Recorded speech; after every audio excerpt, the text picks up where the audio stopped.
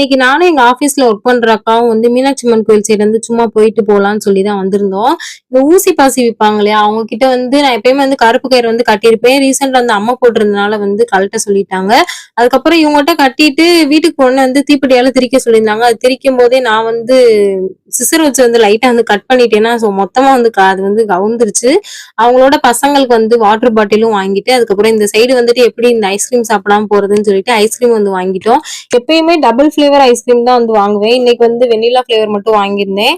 புது மண்டபத்துக்குள்ள வந்து போயாச்சு. என்ட்ட வந்து சோக்கர் செட்டே வந்து இல்ல. ஸோ, அதனால அதுல ஒரு செட்டு வாங்கிட்டு, எங்க பாப்பாவுக்கு வந்து சூப் கொட்ட வாங்கிட்டு, நான் வந்து மசால் பூரி வந்து சாப்பிட்டதே இல்ல. அந்த அக்கா வந்து சாப்பிடலான்னு சொல்லியிருந்தாங்க. ஸோ, அதனால வந்து ட்ரை பண்ணி பார்த்திருந்தேன். எனக்கு வந்து அவ்வளவா வந்து பிடிக்கல. பட் ஆனா எல்லாருமே வந்து சொல்லுவாங்க மசால் பூரி வந்து சூப்பரா இருக்கும் அப்படின்னு சொல்லிட்டு, எல்லா வேலையும் முடிச்சுட்டு வீட்டுக்கு வந்து கிளம்பலான்னு சொல்லி கிளம்பியாச்சு. போற வழியில பார்த்தா சரியான டிராபிக். என்னன்னு பார்த்தா இன்னைக்கு வந்து மதுரைக்கு வந்து ஸ்டாலின் வந்து வந்திருக்காங்க.